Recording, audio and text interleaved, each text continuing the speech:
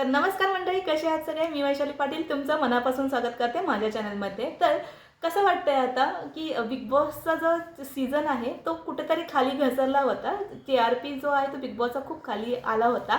तर आता तुम्हाला काय वाटतंय की बिग बॉसने जे राखी सावंत घेऊन आले बिग बॉसमध्ये, याबद्दल तुमचं काय म्हणणं आहे? मला नक्कीच कमेंट सेक्शनमध्ये सांगा की जो पडद्याला TRP आहे तो राखी सावंतने बूस्टअप केलाय का?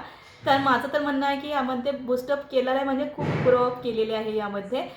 जी जेव्हापासून राखी सावंत आलेली आहे, तेव्हापासून राखी जे सदस्य कुठेतरी कंटेंट देत नव्हते, यांना बूस्टअप करण्याचा जो प्लॅन आहे तो राखी सावंतने कुठेतरी केलेला आहे, मला तर पर्सनली वाटतं। कारण की राखी जिथे जिथे जाते ते सगळ्यांना ती हेल्प करण्याचा प्रयत्न करते, सगळ्यांना सांगण्याचा प्रयत्न करते की तुम्ही असं खेळा।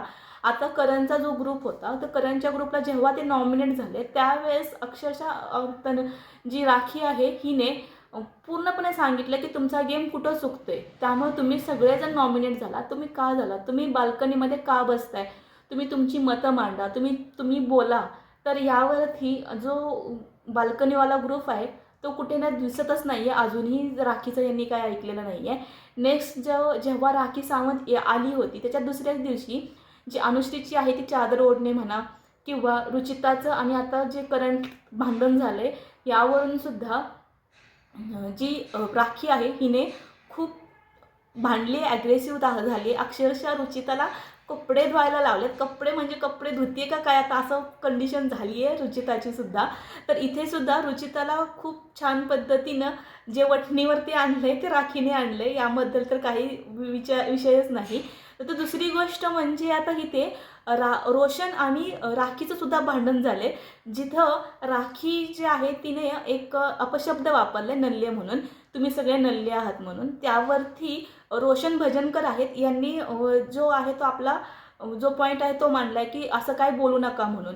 तेव्हा राखी सावंत आहे ही म्हणते की नल्ले तुम्ही त्या इंटेन्शननं घेऊ नका, मी कोणत्या इंटेन्शननं म्हणते की एखादा जर आपला मुद्दा घडला तर त्यामध्ये तुम्ही तुमची मतं मांडत नाही आहात, तुम्ही मतं न मांडल्यामुळे तुम्हाला मी असं बोलले। तर इथे तुम्हाला काय वाटतं की जे अपशब्द वापरला राखीने, याबद्दल तुमचं काय मत आहे ते मला नक्की सांगा। यावरून आता दोन ज्या पद्धती आहेत, एक निगेटिव्ह कमेंट पण पडत आहेत आणि पॉझिटिव्ह कमेंट पण पडत आहेत। कारण की कुठेतरी जो रोशन आहे ह्याच्यावरती दिसतच नव्हता, रोशन ह्याच्यावरती पॉझिटिव्ह कमेंट अशा की रोशन आहे तो बोलतो आहे की मी बोलायला लागलेला आहे आत्ता, आणि इतके दिवस म्हणजे भाऊ जे आहे ते धक्क्यावरती त्याचं तारीफ वगैरे करत होते, त्यामुळं कुठेतरी रोशन पुढे दिसत होता। पण रोशनचा गेम असा काही दिसत नव्हता। तर राखी इथे त्याला सांगते की तू असा गेम खेळ, याचा पॉझिटिव्ह विचार करून जर रोशन इथे खेळला तर खूप पुढे जाईल। कारण की त्याची टोळी जी आहे ती नंबर गेमसाठी त्याला ठेवते, त्याच्या बाजूने विचार करत नाही, ते फक्त नंबर गेमसाठी रोशनला त्यांनी ठेवलेलं आहे।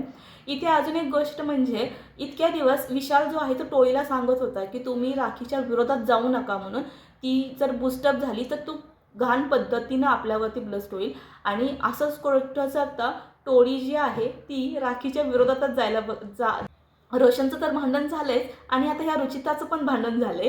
तर आता विशाल ह्याला काय टॅकल करतोय हे सुद्धा बघण्यासारखं असणार आहे। कारण की जो विशाल राखीबरोबर गुड बुक्सवाली गेम खेळतोय हे पण बघतोय आपण, कारण की त्याला तिच्या विरोधात जायचंच नाही आहे। तर बिग बॉस जी राखी आलेली आहे त्यामुळे TRPला तर तडका लागलेलाच आहे। तुम्हाला काय वाटतं नक्कीच कमेंट सेक्शनमध्ये मला सांगा। व्हिडिओ आवडला तर नक्कीच लाईक करा आणि सबस्क्राईब करा। अशाच नवीन अपडेट्स मी नेहमीच तुम्हाला घेऊन येत राहीन। सबस्क्राईब करा। धन्यवाद।